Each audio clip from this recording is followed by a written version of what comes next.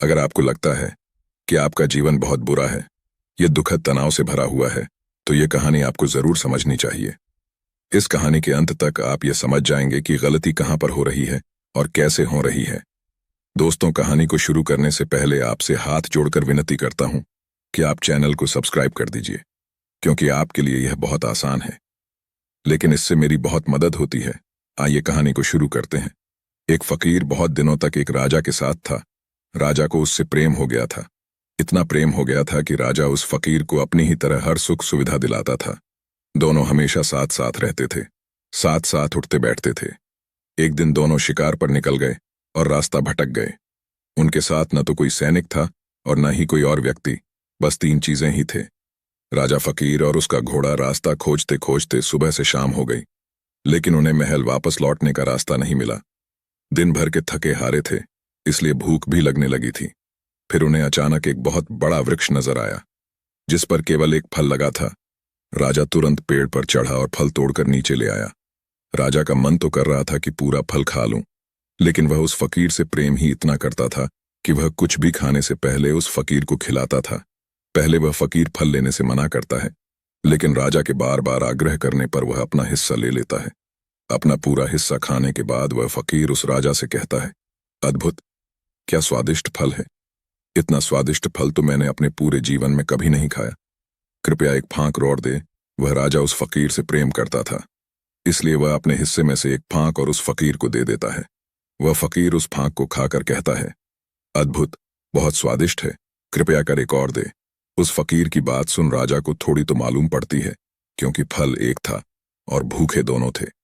परंतु राजा का प्रेम ही इतना था कि वह अपने हिस्से में से दूसरी फांक को भी उस फकीर को दे देता है। फकीर उस दूसरी फांक को भी खा लेता है और कहता है, बहुत खूब मजा आ गया, अगर एक और मिल जाए तो बात बन जाए। वह फकीर राजा से कहता है, कृपा कर एक और दे दीजिए।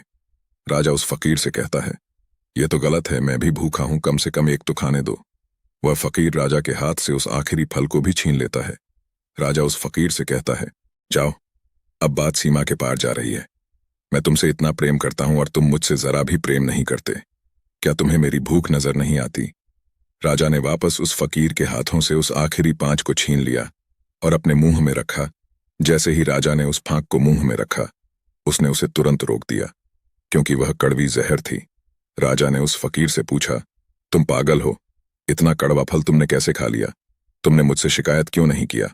उस फकीर ने कहा, जिन हाथों से इतने मीठे फल खाने को मिले हैं, उनकी शिकायत वो भी एक कड़वी फल के लिए उचित नहीं थी।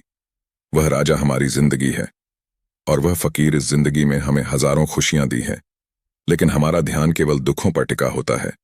हम उन सुखों के लिए तो कभी अहोभाव से नहीं भरे, लेकिन दुखों के लिए हमेशा रोते रहे हैं। और यही कारण है कि हमारे दुख, चिंता और तनाव का, अगर हमें जीवन में इनसे मुक्त रहना है, तो हमें उन चीजों पर ध्यान केंद्रित करना होगा जो सकारात्मक हैं। जो सकारात्मक चीजें हमारे पास हैं, हमें उनके लिए अहोभाव से भरना होगा। अगर आप अभी ध्यान से देखें तो अभी भी आपके पास ऐसी बहुत सारी चीजें हैं जिनके लिए आप इस सृष्टि के प्रति अहोभाव से भर सकते हैं। आपके हाथ, पैर, आंख, नाक, पूरा शरीर सही सलामत है। क्या यह छोटी बात है? लेकिन आपको ये सारी सकारात्मक चीजें नहीं दिखेंगी। आपको केवल वह एक दुख दिखेगा जिसे आपने बड़ा बना लिया है, जिसे आपने अपना पूरा जीवन बना लिया है। जीवन को अहोभाव से भरो। उसके लिए जो सकारात्मक चीजें तुम्हारे पास हैं, यही तनाव और चिंता से मुक्ति का सूत्र है। दोस्तों, मैं आशा करता हूं कि आपको यह कहानी पसंद आई होगी, इसलिए वीडियो को एक लाइक जरूर करें। फिर मिलेंगे और ऐसे ही वीडियो के साथ। तब तक अपना ख्याल रखें। धन्यवाद।